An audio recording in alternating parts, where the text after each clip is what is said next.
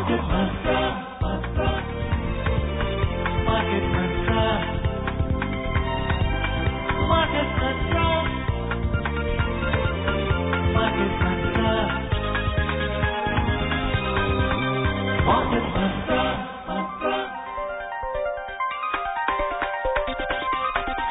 Market Mantra. Good evening and welcome to the Saturday edition of Market Mantra, in which we give you a complete update on the economic news of the day. Today we'll also be taking calls from you, our listeners, on any queries that you may have on business, economic and stock market matters, but do remember that we don't address stock or company specific queries. The numbers to call us on are 2331 4444, 2371 7106 or 2371 7117. And those of you who would be calling us from outside Delhi, please prefix 011. My name is Rajesh Lake, and with me is my co-anchor in Hindi, Manoj Pathak. नमस्कार, market मंत्र के ताजा अंक में आपका स्वागत है। आधे घंटे के इस कार्यक्रम में हमेशा की तरह देश और दुनिया की चुनी हुई कारोबारी, आर्थिक और शेयर बाजार से संबंधित खबरों को लेकर हाजिर हैं। आज शनिवार है और आज के दिन हम आपसे सीधी बातचीत भी किया करते हैं। आप हमसे पूछ सकते हैं अर्थनीति, कारोबार या शेयर बाजार से जुड़ा हुआ कोई भी सवाल, लेकिन ये ध्यान रखिएगा कि हम किसी खास कंपनी या शेयर के बारे में जानकारी आपको नहीं दे पाएंगे। हमसे बातें करने के लिए आप डायल कर सकते हैं 2331-4444, 2371-7106 या फिर 2371-7117। हमारे साथ खबरों पर चर्चा और आपके सवालों का जवाब देने के लिए आमंत्रित हैं ऑनलाइन देश के जाने माने आर्थिक मामलों के वरिष्ठ विश्लेषक शरद कोहली। शरद जी नमस्कार, कार्यक्रम में आपका स्वागत। वेलकम शरद। नमस्कार मनोज, नमस्कार राजेश और सभी श्रोताओं को मेरा हार्दिक अभिनंदन। Thank you. आइए शुरुआत करते हैं अंग्रेजी में हेडलाइन से, जिसे लेकर मौजूद हैं राजेश लेख। Domestic stocks fell marginally in the business week ended yesterday. Sensex declines below 52,500 mark. Nifty ends below 15,700 level. And the US indices logged robust gains, shrugging off concerns about the economic recovery. बीते कारोबारी सप्ताह मामूली घाटे के साथ बंद हुए प्रमुख सूचकांक। सेंसेक्स 52,500 के स्तर से नीचे फिसला, निफ्टी 15,700 के नीचे आया और अमेरिकी शेयर बाजारों में दिखी पिछले कारोबारी सत्र में अच्छी खासी तेजी।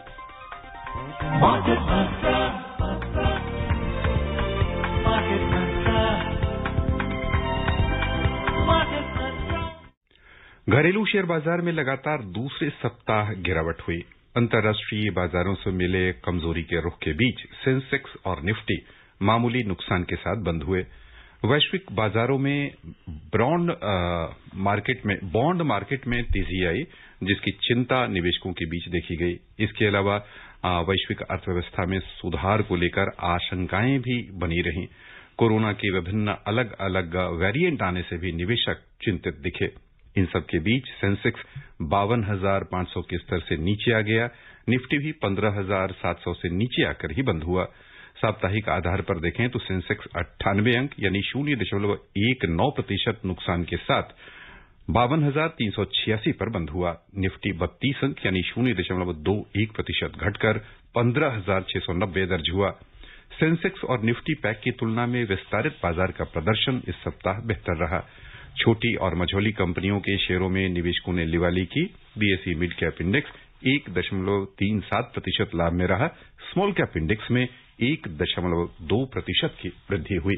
We have a first caller online with us, Gurunath from Thane. We welcome you. Please go ahead and ask your question. Sir नमस्ते। नमस्ते, सवाल पूछें। और सर मेरा एक सवाल है, जो फॉरेन एक्सचेंज के रिजर्व जो होता है अपना गवर्नमेंट के पास, सर ये जो बताया जाता है 600-700 अरब, सर एग्जैक्टली आंकड़ा फिगर ये होता है कि गवर्नमेंट के पास में, और ये जो डॉलर विलर वगैरह है जो सर ये इसका गवर्नमेंट के पास से आने का अपने रिसोर्सेज बताइए, और ये जो फॉरेन कंट्री के लोग जो अपने देश में इन्वेस्ट करते हैं एफआईएस, सर ये डॉलर में करते हैं, तो ये भी गिना जाता है क्या उसमें? Thank you sir. चलिए गुरुनाथ जी, बहुत अच्छा आपने के हित का सवाल पूछा है। देखिए, जो पहली बात आपने पूछा कि ये एग्जैक्ट होता है, जी हाँ बिल्कुल एग्जैक्ट होता है। इसका रोज रोज का आंकड़ा रिजर्व बैंक के पास होता है। जो भी भारत के बाहर से भारत में विदेशी मुद्रा आती है, किसी भी करेंसी में आती है, उसको मापते डॉलर में ही है, क्योंकि बहुत सारी येन भी आता है, पाउंड भी आता है, यूरो भी आता है, बहुत सारी करेंसीज आती है, पर मापा उसको हम डॉलर में ही एक ही माप तोल रखते हैं। बिल्कुल एग्जैक्ट होता है और बिल्कुल टू द पॉइंट एग्जैक्ट होता है। रोज रोज का वो मापा जा सकता है। दूसरा आपने पूछा इनके सोर्सेज क्या होते हैं।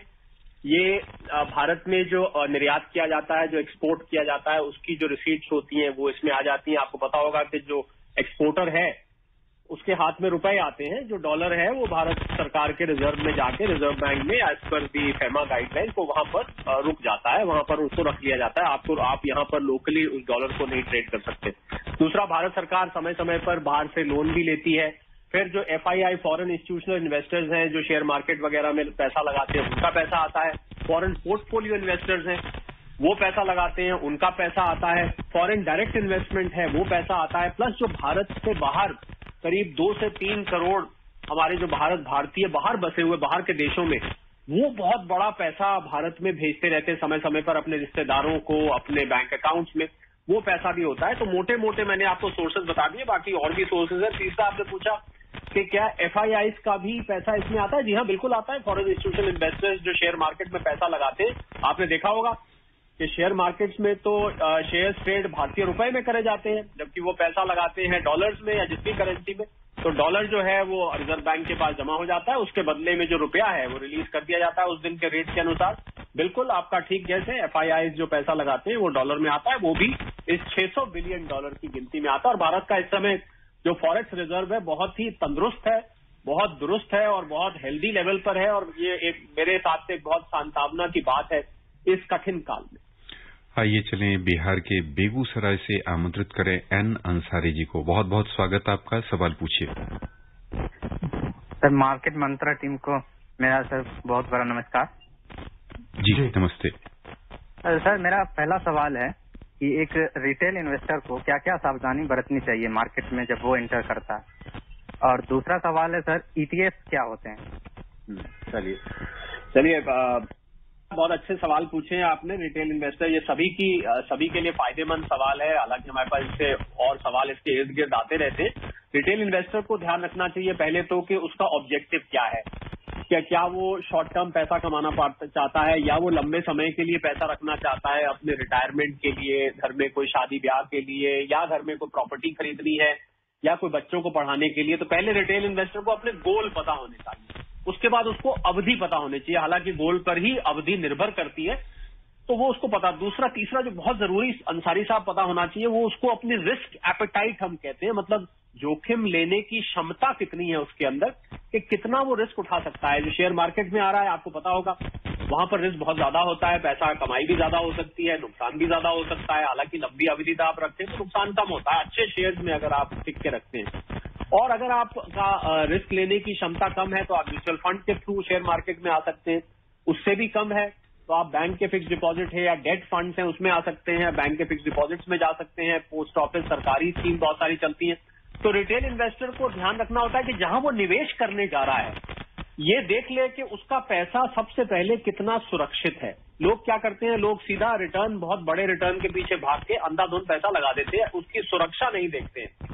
तो और ये भी देखिए कि कितने टाइम तक आपका पैसा बंद जाएगा, आपको पैसा कितने टाइम तक लॉक हो जाए। कई दफे लोग पैसा लगा के फिर कहते हैं मेरा तो पैसा फंस गया यहाँ, मैं तो अब 2 साल 3 साल तक निकाल ही नहीं सकता, ये मुझे पहले मालूम ही नहीं था, वगैरह वगैरह। तो ये सब बहुत बारीकी से मैं समझता हूँ खून पसीने की मेहनत की कमाई होती है अंसारी साहब। तो उसको जितनी मेहनत से आपने पैसा कमाया होता है, मेरा एक अर्थशास्त्री और फाइनेंशियल एक्सपर्ट होने के नाते मेरी ये सलाह है, उससे भी ज्यादा मेहनत से आपको पैसा लगाने से पहले रिसर्च करनी चाहिए कि वो पैसा मैं कहाँ लगाने जा रहा हूँ। पूछिए, आप मार्केट मंत्रा में फोन करिए, संडे को म्यूचुअल फंड में लगा रहे हैं वहां फोन करिए, वरना आपको ऑनलाइन बहुत सारी इन्फॉर्मेशन मिलती है। फाइनेंशियल एक्सपर्ट्स होते हैं, जो फाइनेंशियल कंसल्टेंट्स होते हैं, आप उनकी सलाह लीजिए। इन्वेस्टमेंट एडवाइजर्स होते हैं। थोक के जैसे आप बाजार में सब्जी खरीदने जाते हैं तो एक जगह अच्छी नहीं मिली, दूसरी अच्छी नहीं मिली, तीसरी जगह से लिए, फिर सारा सोचा कहाँ अच्छी मिल रही है। मुझे लग रहा है बिल्कुल इसी तरह अपने मेहनत से कमाए पैसे को, और ये सभी निवेशकों के लिए मेरी ये सलाह है। मैं अगर इस पे बोलूं तो शायद मैं बाकी का मार्केट मंत्रा इसी में ही बीत जाएगा, पर मैंने आपको जितना अभी समय अवेलेबल है उसमें बता दिया। You also wanted to know about ETF. या ETF एक्सचेंज ट्रेडेड फंड्स होते हैं अंसारी साहब, कि वो कुछ चीजें, जैसे मान लीजिए मैं उदाहरण के तौर पे गोल्ड को ले लूं। जैसे गोल्ड को आप वैसे खरीदने जाएं तो आपको हार्ड फॉर्म में लेना पड़ेगा, हालांकि आजकल सॉवरेन बॉन्ड भी होते हैं, पर बहुत सारे ट्रेडेड एक्सचेंज ट्रेडेड फंड्स निकाले जाते हैं जिनके माध्यम से आप एक स्पेसिफिक एसेट में निवेश कर सकते हैं। अभी हम रियल एस्टेट का भी सुन रहे हैं कि रियल एस्टेट में आ रहा है। सबसे मशहूर तो गोल्ड का है, गोल्ड ETF जो है बहुत फेमस होते हैं कि आप उसके माध्यम से गोल्ड में होने वाला जो उतार चढ़ाव है आप उसका लाभ, उस बजाय सीधा गोल्ड खरीदने के आप एक्सचेंज ट्रेडेड फंड्स में, जिनको ETF बोलते हैं, उनमें निवेश करके एक तरह, अगर मैं आसान भाषा में समझाऊं, एक किस्म का म्यूचुअल फंड है। फर्क यह है कि वो एक फंड एक्सचेंज में ट्रेड किया जाता है, ज्यादातर म्यूचुअल फंड एक्सचेंज में ट्रेड नहीं किए जाते। Himanshu from Noida joins us now. Himanshu, we welcome you. हाँ जी, गुड इवनिंग सर। सर मेरा सवाल जो है वो AEPS के ऊपर है, आधार इनेबल्ड पेमेंट सर्विस जो होता है। सर एक तो ये चलता कैसे, दूसरा कि इसमें सेफ्टी मेजर्स क्या हैं, ये विदाउट OTP ट्रांजैक्शन इसमें कैसे हो जाता है। सर अभी 3 दिन पहले ही एक कल्प्रिट ने मेरे अकाउंट से 50,000 रुपये उड़ा लिया वो आधार कार्ड इनेबल्ड पेमेंट सर्विस के उससे ही। तो ये सर बिल्कुल भी सेफ नहीं है क्या, और ये ऐसे फ्रॉड्स क्यों हो रहे हैं? हिमांशु, पहले तो हमें बहुत आपका नुकसान हुआ 50,000 रुपए का। बिल्कुल ये तो नहीं होना चाहिए था। कैसे हो गया? क्योंकि अब देखिए, जब भी आप एक डिजिटल प्रणाली में हिमांशु काम करते हैं तो जैसे जैसे भारत और दुनिया डिजिटाइजेशन की तरफ बढ़ रही है, बड़े से बड़े, अभी हमने सुना होगा आपने, अमेरिका में पूरी की पूरी ऑयल पाइपलाइन हैक हो गई। तो क्या होता है कि जो पासवर्ड्स होते हैं, जो डिजिटल डेटा होता है, तो जिन लोगों की मंशा खराब होती है, जिन लोगों का काम ही क्राइम में जाना है, वो निरंतर ये प्रयास करते रहते हैं किसी तरह उस OTP सिस्टम को भी काट निकाल लें, किसी तरह पासवर्ड की काट निकाल लें, किसी तरह आपका ID, किसी तरह आपके आधार के जो बेसिक क्रेडेंशियल्स हैं। तो ये समय समय पर होता रहता है। पर मैं फिर भी ये मानता हूं हिमांशु, ये 1 in a million केस होगा। आमतौर पे हमने आधार इनेबल्ड पेमेंट सर्विस पर ऐसा सुना नहीं है। तो मैं आपको सलाह ये दूंगा कि आप UID ऑनलाइन जाएं, जो UID का जो पोर्टल है उसमें आप कंप्लेंट करें, और जो आपका दिल्ली में UID का हेडक्वार्टर है या नजदीक आपके जो भी बड़ा सेंटर है वहां आप संपर्क करें। उनको आप बताएं कि मेरे OTP आने के बाद भी मेरे उसमें से पैसे निकल गए। तो वो हो सकता है उसको वो ट्रैक कर पाए, क्योंकि डिजिटल ट्रांजैक्शन में हिमांशु ट्रेल भी छोड़ देता है। जो क्राइम करने वाला होता है वो पीछे एक अपनी छाप छोड़ता जाता है, जिसके माध्यम से हम उस तक पहुंच भी सकते हैं। ऐसा नहीं है कि वो बिल्कुल ही किसी ऐसी जगह है जहां हमें कुछ मालूम ही नहीं कि कौन ले गया उसको। अगर आप जो IT के जिनको पूरा नॉलेज होता है वो उसको ट्रैक भी कर लेते हैं। हमें बहुत खेद है हिमांशु, और हम उम्मीद करते हैं कि आप ये प्रयास करेंगे, और प्रयास करके आपका पैसा, मुझे अभी भी लगता है कि ये पैसा जितनी आसानी से गया है उतनी आसानी से ट्रैक भी किया जा सकता है और पकड़ा जा सकता है। आप पकड़ा जाए तो हमें एक बार फोन करके खुशखबरी जरूर दीजिएगा। पर मैं आपको वापस जोर देके कहूंगा कि आप एक बार इसकी कंप्लेंट करिए। इसको ऐसे ही आप मत छोड़िए कि ये तो बस किसी ने OTP हैक कर लिया या आधार इनेबल्ड पेमेंट सिस्टम सेफ नहीं है। सेफ है, हो सकता है कहीं पर कोई लीकेज, कोई पिल्फरेज हुई हो, किसी ने आपका आधार कभी क्लोनिंग या फोटोकॉपी किया हो, कुछ ना कुछ जरूर कहीं पर लैप्स हुआ होगा। आप इसके लिए प्रयत्न करें और आपका पैसा मैं उम्मीद करता हूं वापस मिलेगा। आइए नोएडा से चलें भुवनेश्वर, हमारे साथ हैं डॉक्टर उपाध्याय। डॉक्टर साहब, स्वागत है आपका, सवाल पूछें।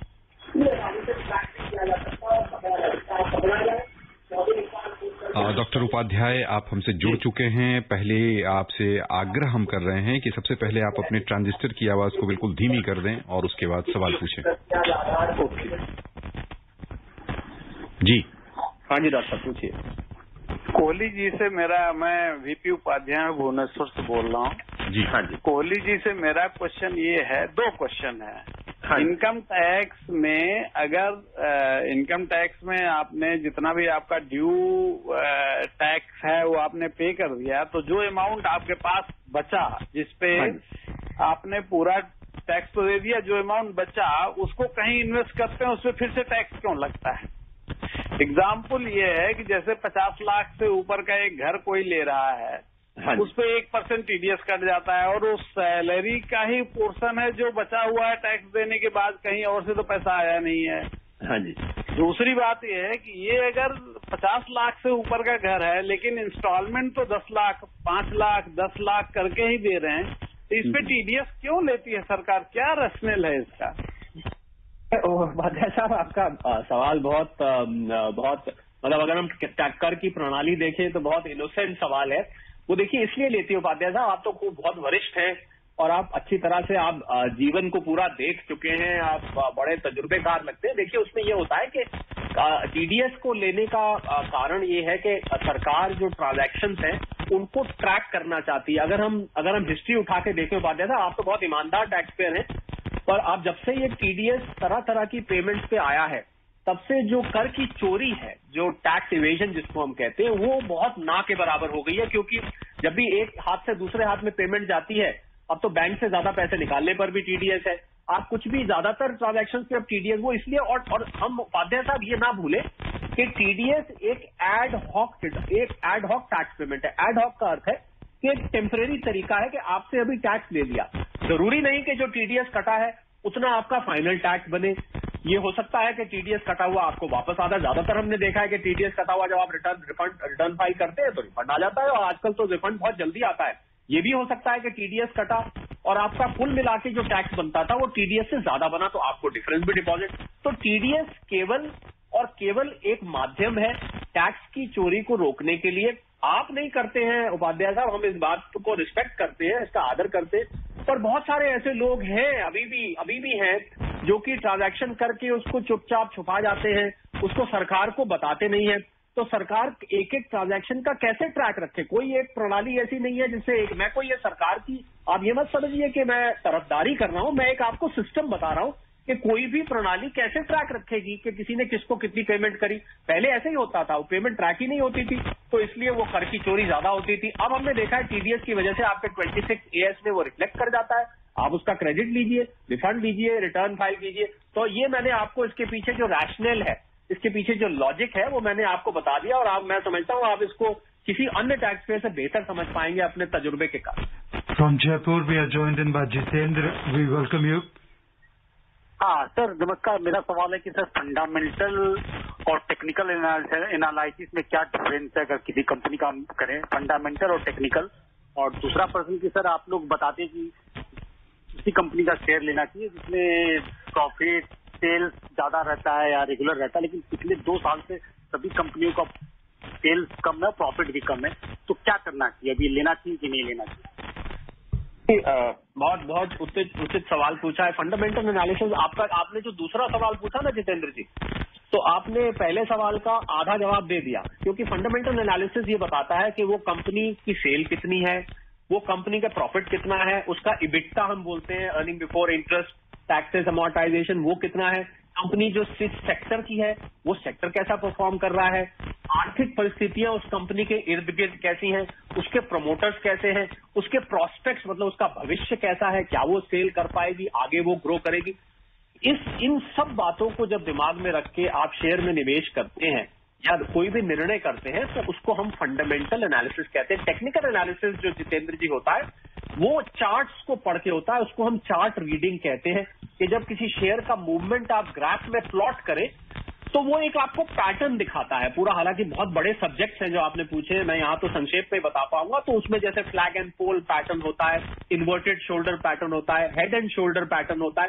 तो उस पैटर्न के आधार पर टेक्निकल एनालिसिस ये डिसीजन ले सकते हैं कि शॉर्ट टर्म में मतलब छोटी अवधि में ये शेयर ऊपर जाएगा या नीचे जाएगा, ऐसा अनुमान लगाया जा सकता है। हालांकि जरूरी नहीं कि ऐसा ही हो, यही फंडामेंटल एनालिसिस है, थोड़ा सा लंबी अवधि का आप अनुमान फंडामेंटल एनालिसिस में आप लगा सकते हैं। दूसरा आपने पूछा कि पिछले 2 साल से, जी हाँ, जब पैंडेमिक से हम गुजर रहे हैं तो लाजमी बात है कि ज्यादातर कंपनियों पे असर हुआ, पर ये सभी कंपनीज के लिए हम नहीं कह सकते कि उनकी सेल गिरी है और उनका प्रॉफिट गिरा है। बहुत सारी ऐसी कंपनीज, ऐसे सेक्टर्स हैं, फार्मा सेक्टर है, IT सेक्टर है, FMCG सेक्टर है, जहां पर आप देखेंगे हॉस्पिटल सेक्टर है, जहां पर बहुत अच्छी ग्रोथ देखी गई है, बहुत अच्छी सेल्स आई है। यही नहीं बात कुछ ऑयल सेक्टर की, पावर सेक्टर की में भी कंपनीज में बहुत अच्छा प्रोग्रेस दिखाया है। तो सारी दुनिया इफेक्टेड है पैंडेमिक से और हमारे भारत की कंपनीज भी इफेक्टेड है। तो आप क्यों ना उन कंपनीज को जितेंद्र जी चुने जिनके प्रॉफिट्स अच्छे हैं। और आपको मैंने फंडामेंटल एनालिसिस बता दिया है, कुछ फंडामेंटल एनालिसिस की मदद में, कुछ टेक्निकल एनालिसिस आप खुद नहीं कर पाएंगे, शायद आपको किसी एक्सपर्ट के पास जाना पड़े, दोनों की मदद से कंबाइन करके आप निवेश कर सकते हैं। आइए चलें मुंबई से हमारे साथ हैं राहुल पटेल।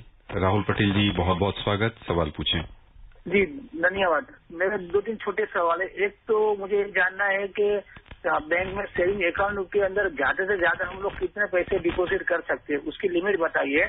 और दूसरा आईपीओ के बारे में बताइए, जो ये महीने आने वाले उसके बारे में मुझे जानकारी दीजिए। धन्यवाद। देखिए, सेविंग्स अकाउंट में राहुल आपका कोई सेविंग्स अकाउंट में ऐसा कोई लिमिट नहीं है कि आप कितना पैसा ज्यादा से ज्यादा रख सकते हैं। किसी भी बैंक ने ऐसी कोई लिमिट निर्धारित नहीं की हुई है कि सेविंग्स अकाउंट में आप 1 लाख, 5 लाख, 10 लाख। मैंने तो सेविंग्स अकाउंट में लोगों के करोड़ों रुपए भी पड़े देखे और मैंने सेविंग्स अकाउंट को खाली भी देखा हुआ है। तो कोई इसकी लिमिट नहीं है। पर यह है कि राहुल जी, मैं आपको जो प्रैक्टिकल बात बताता हूँ, तो सेविंग्स अकाउंट में ज्यादा पैसा रखना आपको बहुत ज्यादा समझदारी नहीं है। इसलिए नहीं है क्योंकि वहां पर जो आपको ब्याज मिलता है, आजकल जो ब्याज है वो करीब 3, 3.5, 4% के आसपास घूमता रहता है। किसी बैंक का थोड़ा ज्यादा है, किसी का कम है। कुछ एक बैंक है, नए प्राइवेट बैंक है, वो 6, 6.5, 7% तक भी देते हैं। पर सेविंग्स अकाउंट में मैं मानता हूं कि ज्यादा पैसा सेविंग्स अकाउंट में आप केवल राहुल वही पैसा रखें जो आपको इमीडिएटली कभी भी जरूरत पड़ सकता है। उसके अलावा बाकी पैसा नहीं रखें। तो आपके सवाल को मैं थोड़ा सा रिडंडेंट, एक अंग्रेजी में शब्द होता है, थोड़ा सा रिडंडेंट करूं तो ये बात की जानकारी आप नहीं भी लेंगे तो चलेगा, क्योंकि मैं तो आपको ये सलाह दूंगा कि आप सेविंग्स अकाउंट में ज्यादा पैसा रखें ही ना, और बाकी कोई लिमिट नहीं है। देखिए, आईपीओ हम कंपनीज के नाम नहीं लेते हैं यहाँ पर राहुल जी, तो मैं आपको कंपनीज के नाम नहीं, मैं आपको ये बता देता हूँ कि 2021 में 1 जनवरी से लेके और करीब आप लगाइए पिछले हफ्ते तक करीब 25 आईपीओ आ चुके हैं। बहुत अच्छा उनका रिस्पांस रहा है क्योंकि मार्केट बहुत अच्छी रही है, सारे ओवर सब्सक्राइब हुए हैं। तो हम कंपनीज का नाम तो नहीं लेंगे, पर ये आपको स्वयं निर्णय लेना पड़ेगा। पर मैंने जो अभी आपसे पहले श्रोता थे उनको मैंने फंडामेंटल एनालिसिस के बारे में बताया था। जब भी आईपीओ आया, आप प्रमोटर्स देखें, वो कंपनी क्या काम कर रही है देखें, कितने साल से काम कर रही है देखें, जो कीमत उसने शेयर की लगाई है वो देखें, जिसको हम प्राइस बैंड कहते हैं, वो देखें आप कि उसने उस कंपनी उस प्राइस पे क्यों रखा है। क्या उसकी बुक वैल्यू शेयर की इतनी है, उसका प्राइस पीई मल्टीपल होता है, क्या वो उतना है। इन सब बातों पर आप उस पर डिसीजन ले सकते हैं। कंपनीज के नाम हम सवा चाहेंगे, आपको कंपनीज के नाम तो मुझे मालूम है पर मैं बता नहीं पाऊंगा। Meenu from Delhi joins us. Meenu, we welcome you. Hello. हाँ सर, मैंने भी एक कॉलर के सुना था कि आधार कार्ड से भी विड्रॉल हो जाता है। तो हम तो आधार कार्ड तो पता नहीं कहाँ दे रखे हैं, हमारा तो कोई सेफ्टी नहीं है। ऐसे लीगलाइज नहीं चाहिए, आधार कार्ड से कोई भी कहीं से भी पैसे निकाल सकता है। नहीं, आधार मीनू उनका ये था, वो आधार एनेबल्ड पेमेंट सिस्टम जो होता है, इसका अर्थ मीनू ये है कि जहां आप मान लीजिए आप अपने आधार को ऑथराइज करते हैं किसी भी पेमेंट के माध्यम में, किसी पेमेंट प्लेटफॉर्म में आप अपने आधार को करते हैं, तो क्या होता है, जैसे ही आप पेमेंट दबाते हैं तो आपके, क्योंकि आजकल मोबाइल भी लिंक्ड है आधार से, तो आपके मोबाइल पे ओटीपी आ जाता है। जब तक आप वो ओटीपी नहीं डालेंगे वो पेमेंट नहीं होगी। तो आधार, खाली आधार से मीनू पेमेंट नहीं होती है। आधार तो कोई बैंक अकाउंट नहीं है, आधार तो आपका एक आइडेंटिफिकेशन, एक आईडी है। एक तरह से भारत सरकार ने सभी भारतीयों का भी आईडी बना दिया है। तो पर उस आधार के माध्यम उसको किसी पेमेंट सिस्टम से जोड़ के आप पेमेंट में सहूलियत ले सकते हैं, जो आप मोबाइल के जरिए, कई बार टेलीफोन के जरिए पेमेंट करी जा सकती है। तो वो जो सवाल पूछ रहे थे मीनू, वो उनका आधार किसी पेमेंट से, उनके किसी बैंक अकाउंट से या किसी वॉलेट से या किसी अन्य प्लेटफॉर्म से लिंक किया हुआ था। तो ऐसी खाली आधार अगर आप हाथ में मेन्यू रखते हैं तो आप चिंता नहीं करिए, आपके कहीं कोई पैसे जाने वाले नहीं है। पर पेमेंट लिंक अगर आप आधार करते हैं तब आपको थोड़ा ध्यान रखने की बात है। मैंने उनको भी यही कहा था, 1 in a million केस हुआ होगा, कोई कहीं पर कोई लीकेज, कोई पिल्फरेज हो सकता है, किसी के हाथ लग गया हो, उसने कुछ डिटेल्स नोट कर ली हो, या कई बार मोबाइल किसी को हम दे देते हैं, वहां ओटीपी आ जाता है, कुछ इस तरीके का हुआ होगा। बाकी आप निश्चिंत रहे मीनू, आपके हाथ में खाली आधार है और वो किसी पेमेंट सिस्टम से लिंक नहीं है, आपके पैसे कहीं जाने वाले नहीं। आइए चलें जम्मू से हमारे साथ हैं विकल्प। बहुत बहुत स्वागत आपका विकल्प, सवाल पूछिए। मेरा कोहली साहब से सवाल है। I was working till August in a private company. हाँ जी। और मेरा सैलरी स्ट्रक्चर जो है वो 50 लाख से ऊपर था। हाँ जी। पैंडेमिक के कारण I have taken up it was mutual consent. हाँ जी।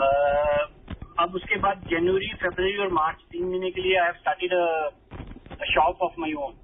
अच्छा। मुझे रिटर्न फाइल करने में क्या फॉर्म भरना पड़ेगा?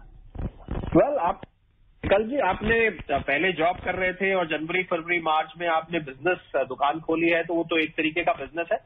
तो मेरे हिसाब से अभी जो फॉर्म्स आए हैं आपको ITR 3 का प्रयोग करना पड़ेगा, क्योंकि ITR 1 उनके लिए होता है जो लोग सैलरी और इनकम फ्रॉम अदर सोर्सेस होती है। ITR 2 होता है जिनके पास कैपिटल गेन वगैरह होता है, और ITR 3 उनके लिए होता है क्योंकि आपकी अब इस बार सैलरी इनकम भी होगी विकल्प जी, और आपकी बिजनेस इनकम भी होगी, प्लस कुछ आपको ब्याज वगैरह भी आता होगा। तो जब बिजनेस इनकम आपकी इनकम में जुड़ जाती है, टोटल कंपटीशन में जिसको हम कहते हैं, तो फिर आपको ITR 3 का प्रयोग करना पड़ेगा। उसके साथ आपको जो अपनी बुक्स ऑफ अकाउंट्स हैं या जो भी आपने खाते दुकान के बनाए हैं सेल परचेज के, वो भी आप तैयार रखिएगा। तो थोड़ी इस बार आपकी, अगर मैं आपको पहले से आगाह करूं तो आपकी रिटर्न थोड़ी इस बार कॉम्प्लेक्स होने वाली है, थोड़ी सी कॉम्प्लिकेटेड होने वाली है। पर आपको मन में कोई शंका हो तो हमें दोबारा अवश्य फोन कर सकते हैं। Moving on, the three major U.S. stocks logged robust gains yesterday. The U.S. stocks gained, shrugging off a recent rally in bond markets on concerns that the recovery in the U.S. economy was losing steam amid the fast-spreading Delta variant of the coronavirus. The S&P 500 hit a new record high as economy-sensitive cyclical sectors, including financials and energy, rebounded. The Dow Jones Industrial Average climbed 1.3%, the S&P 500 surged 1.1%, and the Nasdaq Composite Index rose 1%. हमारे साथ phone line पर इस बीच आज जुड़े हैं UP से धर्म सिंह जी। स्वागत है आपका, सवाल पूछिए। नमस्कार सर, मार्केट मंत्रा टीम को मेरा नमस्कार।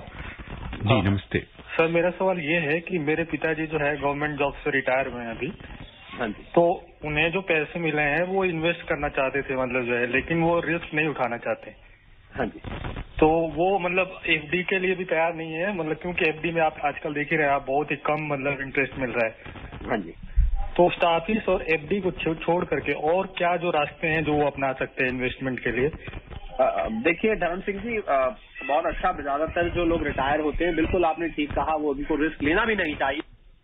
उनकी सारी उम्र की जमा पूंजी होती है ये जो वो निवेश करते हैं। तो मैं आपको सलाह दूंगा कि आप किसी अच्छे, क्योंकि वो शेयर मार्केट में मैं सलाह नहीं दूंगा क्योंकि वो बहुत थोड़ा रिस्की होता है, तो आप किसी म्यूचुअल फंड का रूट लें। उसमें आप डेट फंड दिमाग में रख सकते हैं जो कि रेटेड होते हैं, जिनकी रेटिंग की हुई होती है। इसके लिए आपको किसी इन्वेस्टमेंट एडवाइजर के पास जाना चाहिए, वो आपको छांट के देंगे। या संडे को कल एक डेडिकेटेड प्रोग्राम होता है जो खाली म्यूचुअल फंड के लिए होता है, आप उसमें भी कॉल कर सकते हैं। तो आप एक डेट म्यूचुअल फंड या एक अच्छा balance flexi cap mutual fund आप चूज कर सकते हैं। उसमें रिस्क कम होता है और रिटर्न भी बहुत अच्छा पिछले परफॉर्मेंस रहा है। पीछे का हम 1-1.5 साल 2 साल देखें, बहुत अच्छा रिटर्न उसमें आया है। पर पूरी तरह से सेफ आप देख रहे हैं तो डेट फंड जिसकी रेटिंग की हो, हालांकि उसमें रिटर्न थोड़ा कम आएगा पर आपको उसमें अच्छा रिटर्न मिलेगा। तो पर कुछ पैसा बैंक की FD में भी रखना चाहिए क्योंकि वो आपको इमीडिएटली एक्सेसिबल होता है। कई बार डेट फंड में आप लॉक इन पीरियड होता है, आप मान लीजिए ऐसा चूज कर लेते हैं जो 1 साल पर। कुछ पैसा FD में रखें और कुछ पैसे को आप म्यूचुअल फंड में ले, उसके लिए आप किसी से सलाह लें। नहीं तो कल आप FM गोल्ड पर फोन करें मार्केट मंत्रा में और आपके म्यूचुअल फंड की भी सलाह दें। हमारे साथ हावड़ा से हैं कपिल देव। बहुत संक्षेप में आप सवाल पूछ सकते हैं, तो आपका स्वागत हम कर रहे हैं कपिल देव। बहुत संक्षेप में सवाल और उतने ही संक्षेप में जवाब। हेलो जी, मैं कपिल देव कैसी बोल रहा हूँ जी। पूछिए। हाँ जी जी, मेरा प्रश्न है। हाँ जी जी, डीमेट अकाउंट करना क्या जरूरी है? मैंने 7-8 म्यूचुअल फंड खरीद करके रखा है। जी हाँ, बिल्कुल कपिल देव जी, डीमैट अकाउंट के माध्यम से ही आज अब आप होल्ड करते हैं सिक्योरिटीज को, बिल्कुल आपको डीमैट अकाउंट खुलवाना पड़ेगा और बड़ी आसानी से खुल जाता है, कोई दिक्कत नहीं होगी, आप चिंता मत करिए। बिल्कुल बिल्कुल ये डीमैट अकाउंट खोलिए और निवेश करिए। बस यहीं पर श्रोताओं की ओर से शरद जी हम आपको बहुत बहुत धन्यवाद देना चाहेंगे। धन्यवाद राजेश, धन्यवाद मनोज, और सभी दर्शकों को मेरा फिर से बहुत बहुत धन्यवाद। And before we close the headlines once again, domestic stocks fell marginally in the business week ended yesterday. Sensex declines below 52,500 mark, Nifty ends below 15,700 level. And the US indices log robust gains, shrugging off concerns about the economic recovery. That's all we have in this edition of Market Mantra. Till tomorrow, goodbye. Market Mantra,